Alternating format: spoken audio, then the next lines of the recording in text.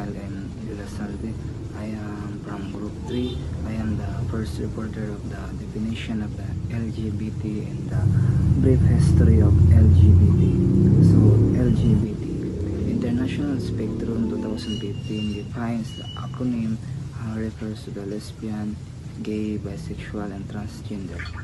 Although all of the different identities within the LGBT are often lumped together, share the sexism as a common root of oppression, there are specific needs and concerns related to each individual identity. In BUO 2014, explained that for anyone under 30, it may be difficult to imagine a time in the gay rights movement was not operating at a milestone and a minute of peace. Just 45 years ago, gays had a little choice but quietly rise above the separate but inherently unequal pre-Stonewall era. People who lived during these times were warriors on the front lines of history, but today the peace of change threatened to wash away past in the eyes of the new generation. So what is LGBT? What is LGBT? LGBT refers to the lesbian, gay, bisexual, and transgender. It is an acronym used to describe a diverse group of individuals who identify with a non-heteronormative sexual orientation and gender identities. For example, lesbian, a woman who is attracted to the other woman. A woman who exclusively dates with the forms of romantic relationship with the other women identifies as a lesbian. And for the gay, a person often a man who is attracted to people of same gender. For example, a man who is romantically and sexually attracted to other men identifies as a gay. And the bisexual, a person who is attracted to both men and women. For example, an individual who has had a relationship with both men and women identifies as a bisexual. And for a transgender person whose gender identity differs from the sex they were assigned at birth. For example of that, someone assigned female at birth who identifies and lives as a man is a transgender man. These terms are a part of the broader spectrum of sexual orientation and gender identities. The LGBT community advocates for equal rights and acceptance and understanding of people with diverse sexual orientation and gender identity. The history of LGBT. Morris in 2015 provided an account of the history of LGBT. Some of its key findings, argument, or discuss. The author state that most historians agree that there is evidence of homosexual activity and same-sex love, whether such a relationship were accepted or persecuted in every documented culture. And the history of LGBT, lesbian, gay, bisexual, and transgender people span ancient civilization, the modern era, encompassing various culture, social, and legal development. In ancient civilization, ancient Greece and Rome, homosexual relationship, particularly between older men and younger boys, were common, often socially accepted. And in China and Japan, historical records show that same-sex relationship existed, sometimes involving carters or samurais. In the Middle Age, Europe, homosexuality was often condemned by the Christian Church, leading the persecution and legal penalties. In the Islamic or Golden Age, some Islamic societies show the tolerance and same-sex love was reflected in poetry and literature. And that would be all. Thank you. The historical context and advancement in the understanding and acceptance of homosexuality. Prior to the 19th century, there was little formal study or understanding of homosexuality. However, in the 19th century, European doctors and scientists, including Sigmund Freud and Magnus Hirschfeld, began to explore and discuss human sexual behavior. Their writings were sympathetic towards the idea that homosexuality or bisexuality could occur naturally as a part of human diversity. Sigmund Freud himself did not consider homosexuality to be an illness or a crime. This idea contributed to a growing understanding of homosexuality as a natural and valid orientation. In the United States, efforts to create advocacy groups supporting gay and lesbian relationships did not emerge until after World War II. However, there was a flourishing pre-war gay life in urban centers like Greenwich Village and the Harlem Renaissance in the 1920s. Increased awareness, coupled with Senator Joseph McCarthy's investigation of homosexual holding government jobs in the 1950s, led to the first demand for fair treatment in mental health, public policy, and employment.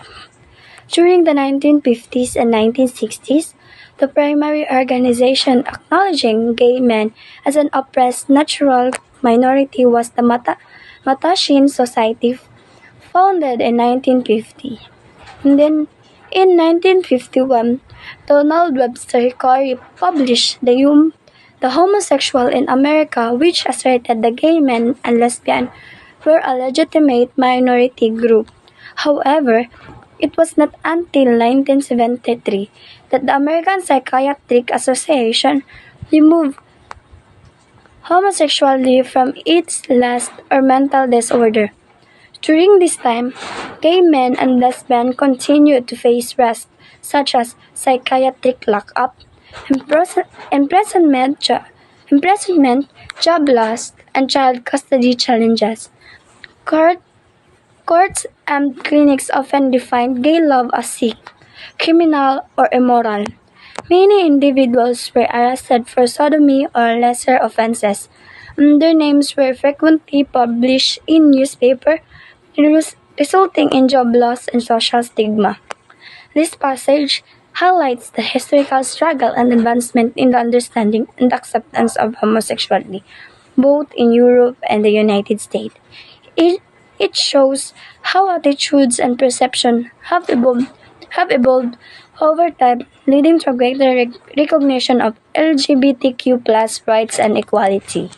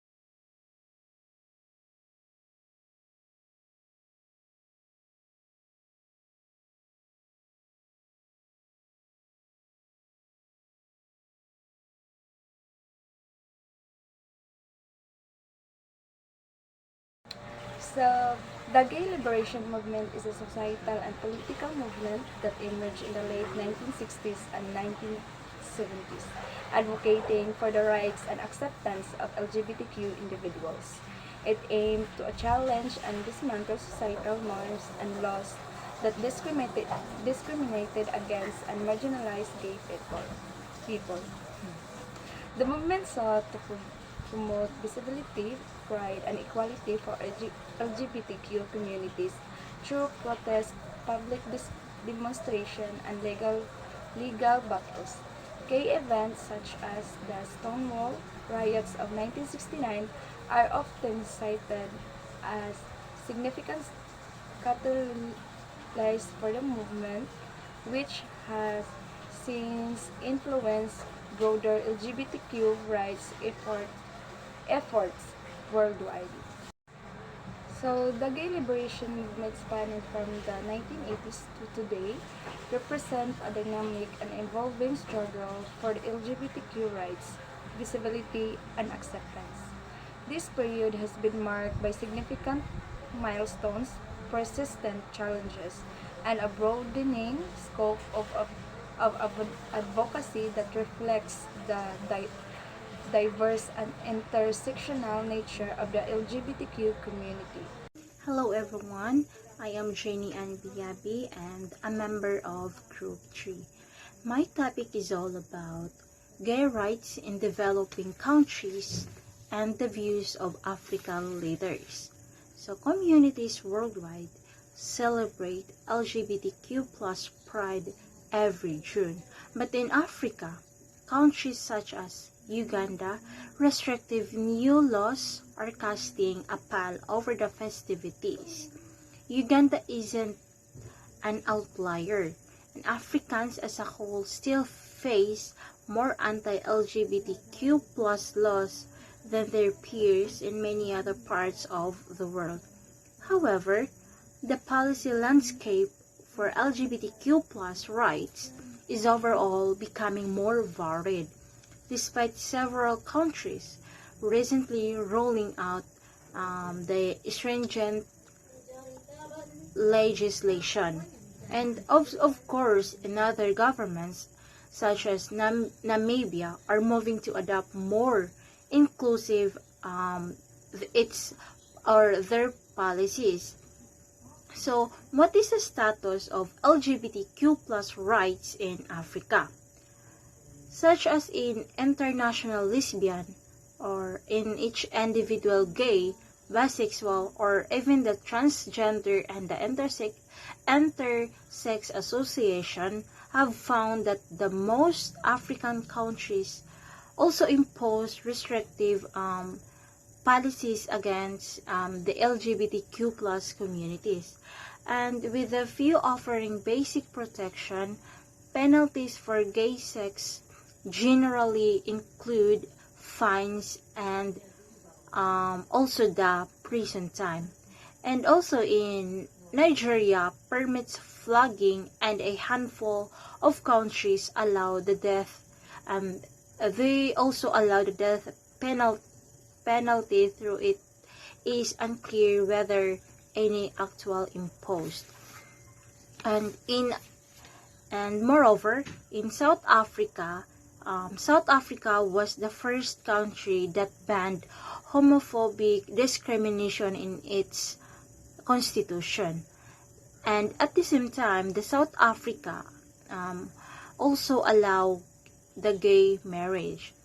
In 2010, Economist concludes that the hopes rose of a little in June 2009. That is when the India overturned its 149 years old sodomy law, and the progress of the setbacks on LGBTQ plus rights in Africa is reflected, but also ongoing challenges in advancing the rights of any individuals in LGBTQ plus community.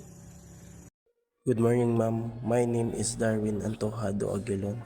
My topic is all about gay rights in developing countries' view of African leaders.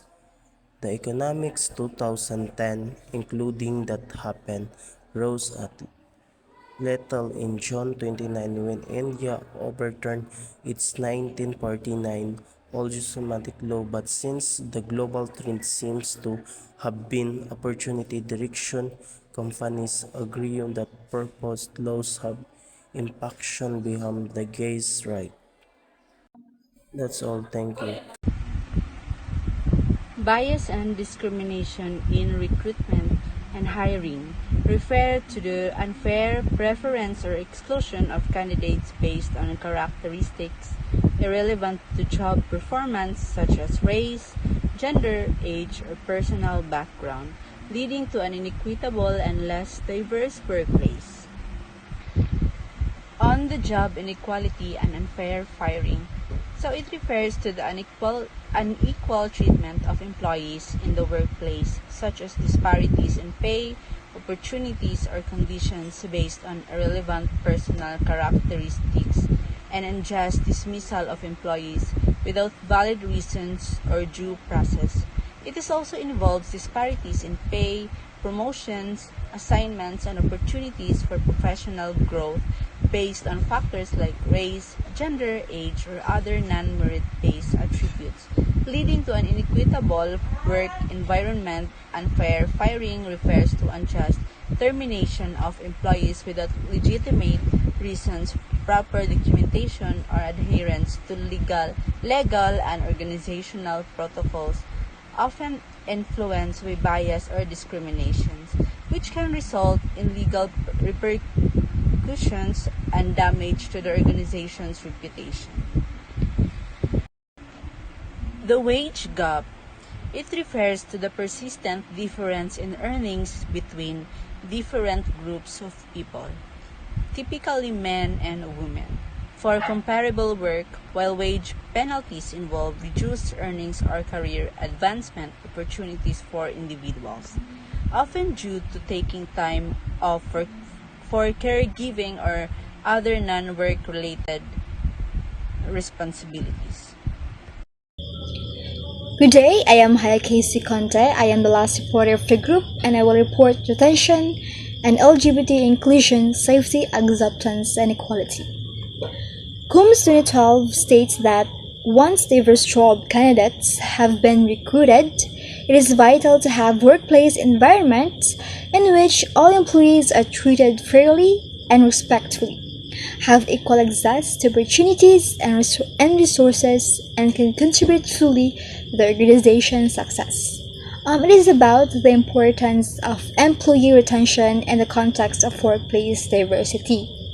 It cites a study by Combs 2012, which suggests that recruiting a diverse workforce is not enough to benefit from diversity.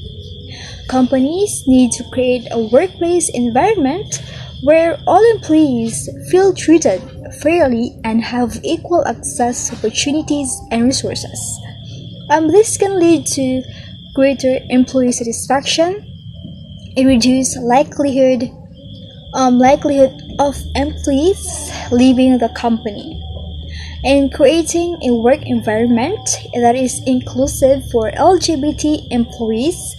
The few suggestions on how to achieve this includes establishing LGBT employee resource groups, mentorship programs, and diversity training.